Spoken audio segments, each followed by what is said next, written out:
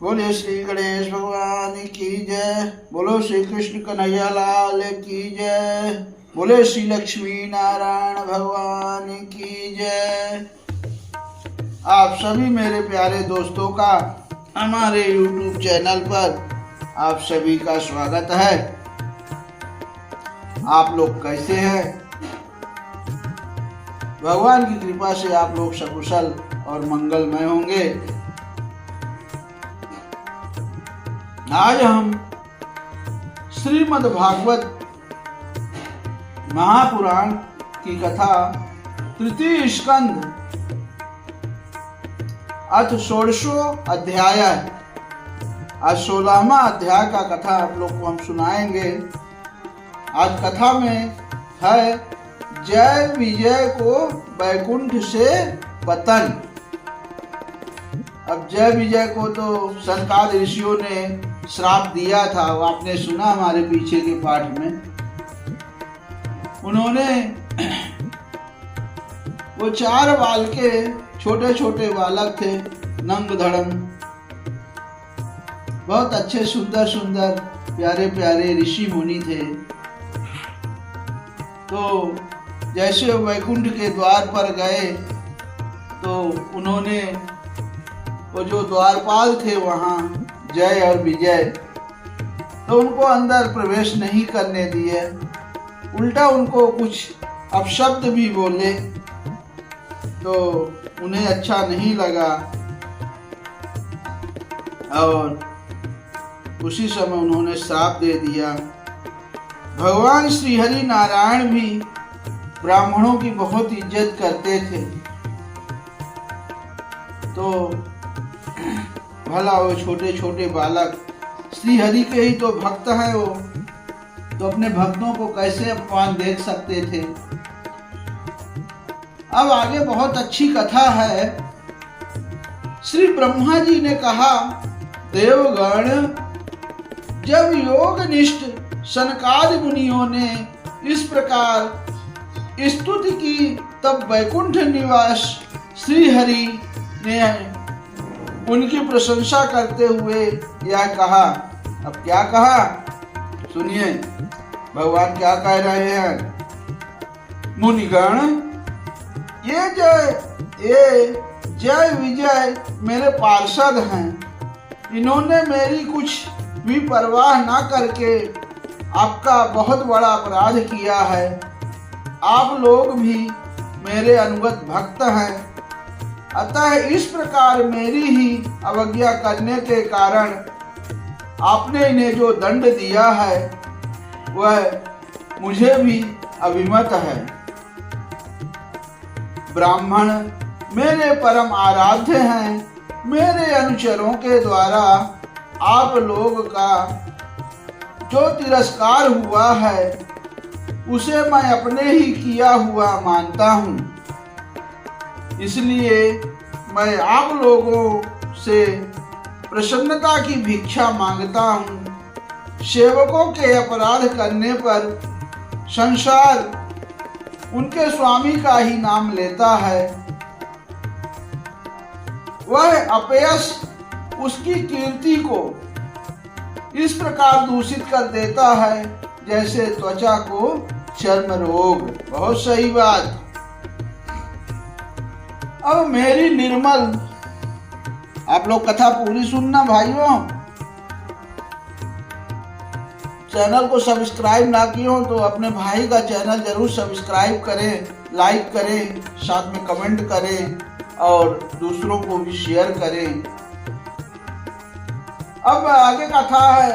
मेरी निर्मल सुधा में गोता लगाने से चांडाल पर्यंत सारा जगत तुरंत पवित्र हो जाता है, इसलिए मैं विकुंठ कहलाता हूँ। किंतु यह पवित्र कीर्ति मुझे आप लोगों से ही प्राप्त हुई है, इसलिए जो कोई आपके विरुद्ध आचरण करेगा वह मेरी भुजा ही क्यों ना हो, मैं उसे तुरंत काट डालूंगा।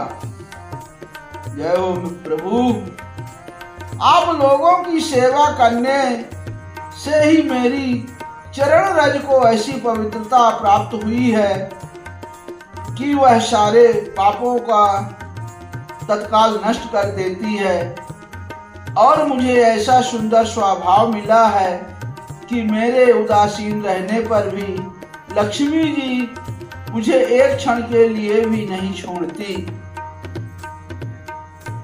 यद्यपि इन्हीं के लेश मात्र कृपा कटाक्ष के लिए अन्य ब्रह्मादि देवता नाना प्रकार के नियमों एवं व्रतों का पालन करते हैं, जो अपने संपूर्ण कर्म फल मुझे अर्पण कर सदा संतुष्ट रहते हैं। जय हो। वे निष्काम ब्राह्मण ग्रास पर तृप्त होते हुए घी से तरह तरह के पकवानों का जब भोजन करते हैं, तब उनके मुख से मैं जैसे तृप्त होता हूँ, वैसा यज्ञ में अग्नि रूप मुख से यजमान की दी हुई आहुतियों को ग्रहण करके नहीं होता। जय हो। कथा कैसी लगी दोस्तों, आगे सुनना। योग माया का अखंड और असीम ऐश्वर्य मेरे अधीन है तथा मेरी चरणों तक रूपणी गंगा जी चंद्रमा को मस्तक पर धारण करने वाले भगवान शंकर के सहित समस्त लोगों को पवित्र करती है। ऐसा परम पवित्र एवं परमेश्वर होकर भी मैं जिनकी पवित्र चरण रज को अपने मुकुट पर धारण करता हूँ, उन ब्राह्मणों के कर्म को कौन नहीं सहन करेगा। ब्राह्मण, दूध देने वाली गौएं और अनाथ प्राणी, ये मेरे ही शरीर हैं। जय हो श्री हरि नारायण की। पापों के द्वारा विवेक दृष्टि नष्ट हो जाने के कारण जो लोग इन्हें मुझसे भिन्न समझते हैं, उन्हें मेरे द्वारा नियुक्त यमराज के गृध्र जैसे दूत, जो सर्प के समान क्रोधी है, अत्यंत क्रोधित होकर अपनी चोंचों से नोचते हैं। ब्राह्मण तिरस्कार पूर्वक कटु भाषण भी करे तो भी जो उसमें मेरी भावना करके प्रसन्न चित्त से तथा अमृत भरी मुस्कान से युक्त मुख कमल से उसका आदर करते हैं, जैसे रूठे हुए पिता को पुत्र और आप लोगों को मैं मानता हूँ, उसी प्रकार जो प्रेम पूर्ण वचनों से प्रार्थना करते हुए उन्हें शांत करते हैं, वे मुझे अपने वश में कर लेते हैं। बिल्कुल सही बात है भाइयों। श्री हरि के चरणों में अपना जीवन सौंप दो, फिर किसी और के आगे अपना मस्तक झुकाने का जरूरत ही नहीं पड़ेगी, ना कभी हाथ फैलाने को। एक बार आत्मा से, मन से श्री हरि को अपना जीवन सौंप दो, फिर आपका जीवन धन्य हो जाएगा। अब आगे कथा है। मेरे इन सेवकों ने मेरा अभिप्राय ना समझकर ही आप लोगों का अपमान किया है, इसलिए मेरे अनुरोध से आप केवल इतनी कृपा कीजिए कि इनका यह निर्वासन काल शीघ्र ही समाप्त हो जाए। ये अपने अपराध के अनुरूप अधम गति को भोग कर शीघ्र ही मेरे पास लौट आए। अब आगे ब्रह्मा जी कह रहे हैं कि देवताओं, सनकादि मुनि क्रोध रूप से सर्प से डसे हुए थे, तो भी उनका चित्त अंतःकरण को प्रकाशित करने वाली भगवान की मंत्रमयी सुमधुर वाणी सुनते सुनते तृप्त नहीं हुआ। भगवान की उक्ति बड़ी ही मनोहर और थोड़े अक्षरों वाली थी, किंतु वह इतनी अर्थपूर्ण सारयुक्त, दुर्विवेज्ञ और गंभीर थी कि बहुत ध्यान देकर सुनने और विचार करने पर भी वो यह ना जान सके कि भगवान क्या करना चाहते हैं। भगवान की इस अद्भुत उदारता को देखकर वे बहुत आनंदित हुए और उनका अंग अंग पुलकित हो गया। फिर योग माया के प्रभाव से अपने परम ऐश्वर्य का प्रभाव प्रकट करने वाले प्रभु से वे हाथ जोड़कर कहने लगे। अब मुनियों ने क्या कहा? शिव प्रकाश भगवान, आप सर्वेश्वर होकर भी जो यह कह रहे हैं कि यह आपने मुझ पर बड़ा अनुग्रह किया है, सो इससे आपका क्या अभिप्राय है? यह हम नहीं जान सके हैं। प्रभु, आप ब्राह्मणों के परम हितकारी हैं। इससे लोक शिक्षा के लिए आप भले ही ऐसा माने कि ब्राह्मण मेरे आराध्य देव हैं। वस्तुतः तो ब्राह्मण तथा देवताओं के भी देवता, ब्रह्मादि के भी आप ही आत्मा और आराध्य देव हैं। सनातन धर्म आपसे ही उत्पन्न हुआ है। आपके अवतारों द्वारा ही समय समय पर उसकी रक्षा होती है तथा निर्विकार स्वरूप आप ही धर्म के परम गुह्य रहस्य हैं। यह शास्त्रों का मत है। आपकी कृपा से निर्वित्त परायण योगी जन सहज में ही मृत्यु रूप संसार सागर से पार हो जाते हैं। फिर भला दूसरा कोई आप पर क्या कृपा कर सकता है? भगवान, दूसरे अर्थार्थी जन जिनकी चरण रज को सर्वदा अपने मस्तक पर धारण करते हैं, वे लक्ष्मी जी की निरंतर आपकी सेवा में लगी रहती हैं। सो ऐसा जान पड़ता है कि भगवान भक्तजन आपके चरणों पर जो नूतन तुलसी की मालाएं अर्पण करते हैं, उन पर गुंजार करते हुए भौरे के समान वे भी आपके पाद पद्मों की ही अपना निवास स्थान बनाना चाहती हैं। किंतु अपने पवित्र चरित्रों से निरंतर सेवा में तत्पर रहने वाली उन लक्ष्मी जी का भी आप विशेष आदर नहीं करते। आप तो अपने भक्तों से ही विशेष प्रेम रखते हैं। आप स्वयं ही संपूर्ण भजनीय गुणों के आश्रय हैं। क्या जहाँ तहाँ विचरते हुए ब्राह्मणों के चरणों में लगने से पवित्र हुई मार्ग की धूली और श्री वत्स का चिन्ह आपको पवित्र कर सकते हैं? क्या इनसे आपकी शोभा बढ़ सकती है?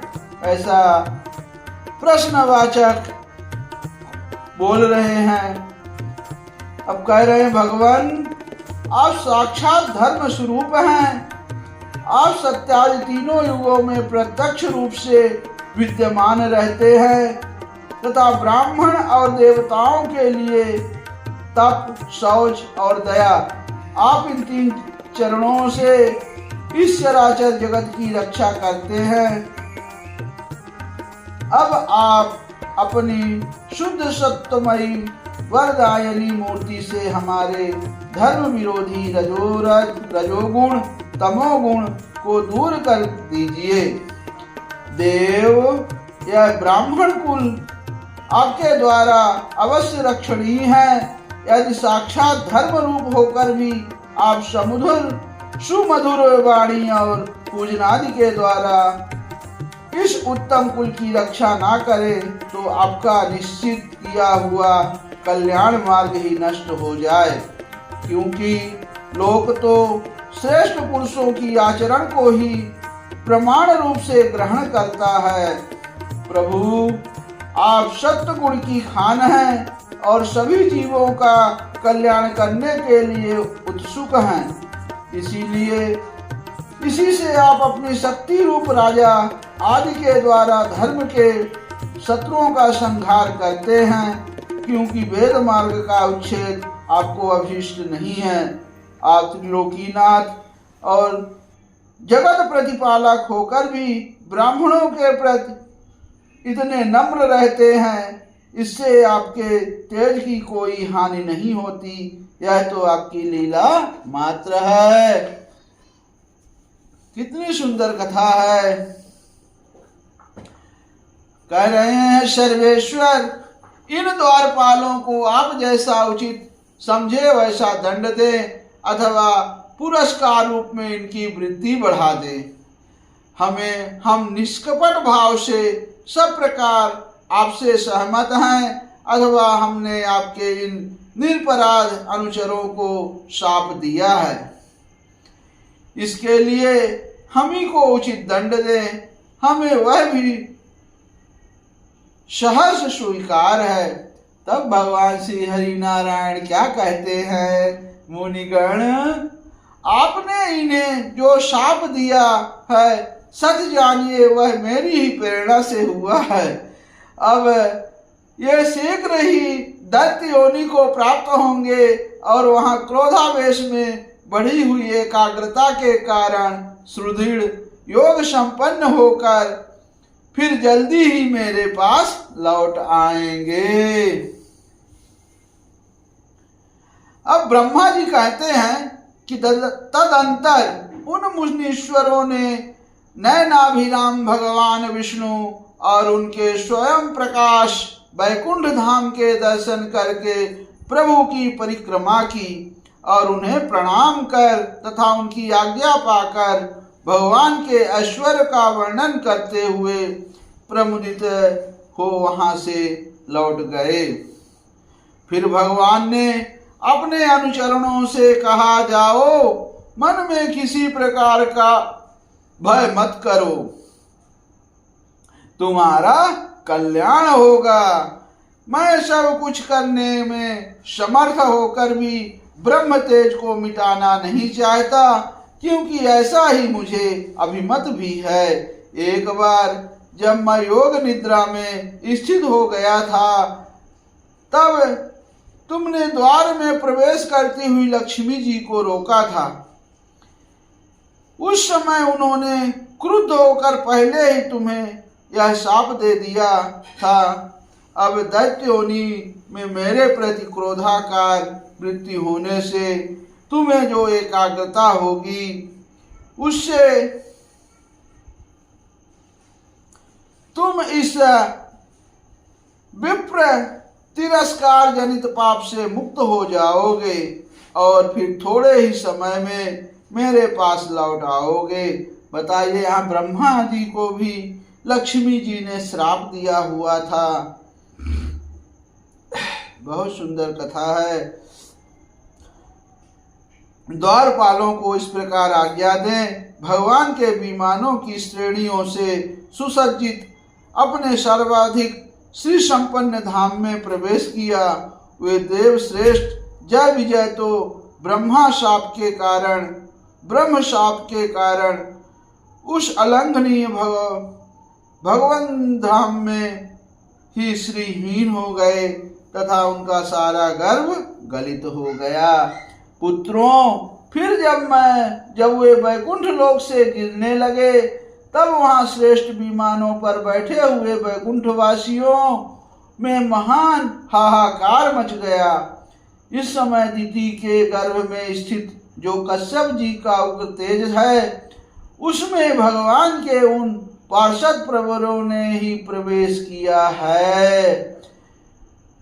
उन दोनों असुरों के तेज से ही तुम सबका तेज फीका पड़ गया है। इस प्रकार समय भगवान ऐसा ही करना चाहते हैं, जो आज पुरुष संसार की उत्पत्ति, स्थिति और लय के कारण हैं, जिनकी योग माया को बड़े बड़े योगी जन भी बड़ी कठिनता से पार कर पाते हैं। वे सत्वादि तीनों गुणों के नियंत्रण श्री हरि ही हमारा कल्याण करेंगे। अब इस विषय में हमारे विशेष विचार करने से क्या लाभ हो सकता है। देखा दोस्तों, अब वे जो दिति के गर्भ था, उसमें ये दोनों का ही जाना प्रवेश हुआ था। यही पार्षद प्रवेश, यही इन्होंने ही प्रवेश किया था। ये है भगवान की लीला। इति श्रीमद्भागवते महापुराणे पारमहंस्यां संहितायां तृतीय स्कंधे षोडशो अध्यायः समाप्तः। बोले श्री लक्ष्मी नारायण भगवान की जय। बोले श्री कृष्ण कन्हैया लाल की जय। जय श्रीमन्नारायण। दोस्तों, कहानी कैसी लगी आप लोग कमेंट में जरूर बताना।